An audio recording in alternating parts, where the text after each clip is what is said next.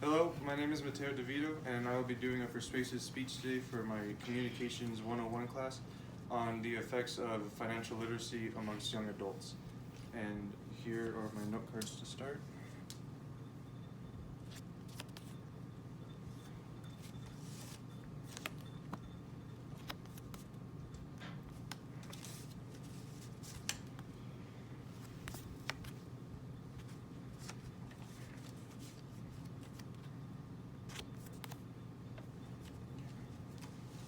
And here's my audience.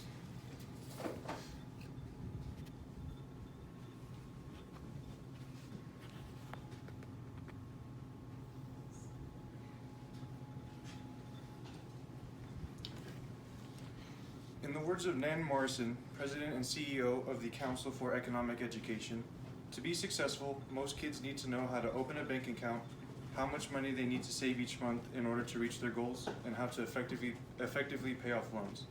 This quotation explains the necessary skills that young adults need to know and be familiar with in order to live a financially stable future. The lack of understanding critical financial knowledge amongst young adults can be countered with the introduction of this knowledge during their high school years. And recently, being out of high school, the only exposure I really had to financial literacy were simple online lectures that cover basic concepts such as interest rates, opening bank accounts, and things along those lines. And the claims I will be making today will be supported by research, by information from sources that I have researched, such as the Council for Economic Education, Champlain College, and other notable sources. Now, most of us have been through the transition from high school to adulthood, and if you haven't yet, you will eventually. And along with this transition comes pretty difficult challenges, and these challenges prove especially harmful to young adults who are trying to establish themselves in life without the proper guidance and information to do so. And in support of my claim, I will first assess the negative effects that a lack of financial education in schools has on young adults in the world. Now, after high school, young adults are left to understand and grasp adult concepts such as finances, mostly by themselves with little to no previous exposure. And according to Champlain College, 31% of high school graduates feel as if their high school did not do a good enough job of teaching them financial literacy. And this poor quality of education leaves young adults aimlessly trying to figure out complex concepts such as credit maintenance and saving strategies. And while some states are burdened with poor financial education, there are other states that are unfortunate enough to not even offer it in their high schools. In an article written by Shelley Schwartz, a survey conducted by the Council for Economic Education stated that 20 out of 50 states offer some sort of economic course for their high schools. Along with this, 17 out of 50 states offered a personal finance course as well. And to put those numbers into words, less than half of the states in the country offer any sort of financial information to high school students, the people that need it the most. And this information directly explains the poor quality in financial literacy amongst young adults in America. And this poor exposure is what is a leading cause to them facing detrimental financial effects such as debt accumulation shortly after graduation. And now I want you guys to visualize either you or a young family member or friend who just graduated high school and is instantly struggling with credit, bills, and other financial expenses. And the cost of these expenses can be the failure of college courses, being late on crucial payments, accumulating debt, and other detrimental effects. And not only are these effects physically damaging to that person, but they can also take a toll on the mental and emotional health of that individual. And the consequences of financial instability do pose as harmful for anyone going through them, but especially harmful for young adults who, like I said before, are trying to establish themselves and live their own lives without the proper information to do so comfortably. And these consequences include things like debt accumulation, unhealthy credit scores, and can even lead to possible health concerns as well. According to youth.gov, between the decade of 2004 and 2014, the average student loan debt amount raised from $18,550 to $28,950.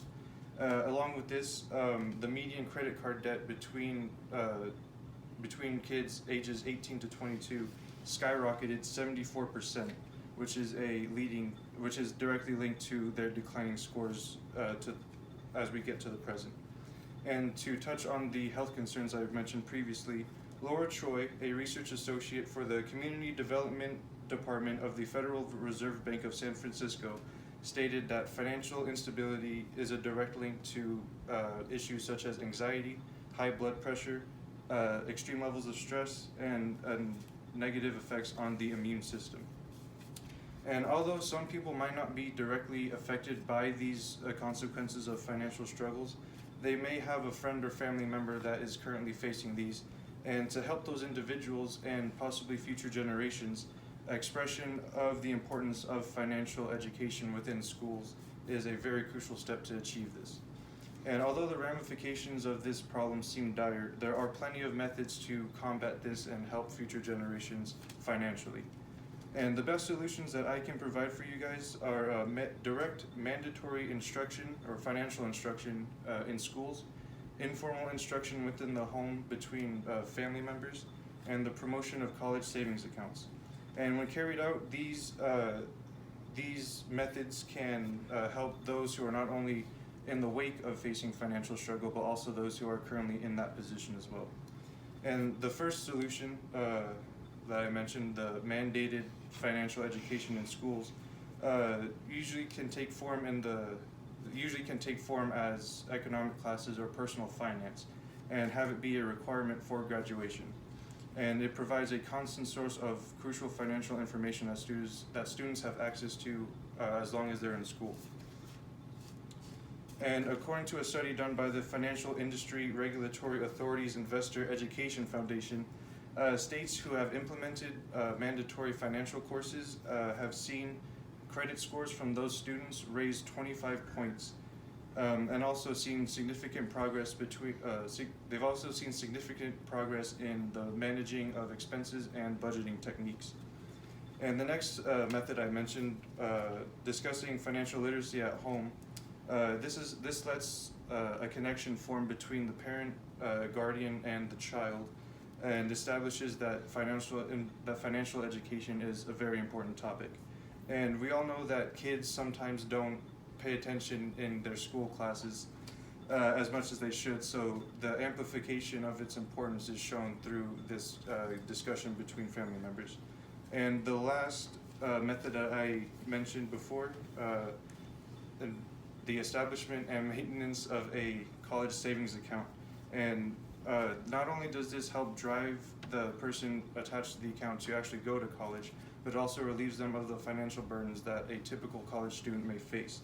And according to Champlain College, children are 3 times more likely to attend college and 4 times more likely to graduate if they have that financial cushion versus those that are unfortunate enough to not have one. And these solutions that I mentioned to you guys are simple and can be implemented into your lives as soon as possible. And even though you may not be, I already mentioned that, sorry. And these methods are quick and beneficial to ensure that you or a loved one's future isn't bogged down by a financial burden. The only cost of implementing these methods is self-determination, perseverance, and the ability to incorporate these methods in your own life. And although the constant push for financial literacy may be disregarded by students, seeing as though it's constantly pushed on them, there are curriculums that are available for both parents and teachers to implement, making the topic more appealing to the students so they actually listen. And in conclusion, teens shouldn't have to be bogged down by financial literacy going into their adult lives.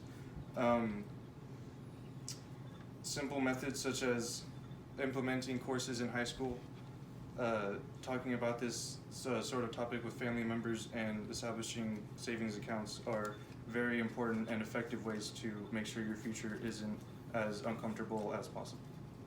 And then here are my note cards once more.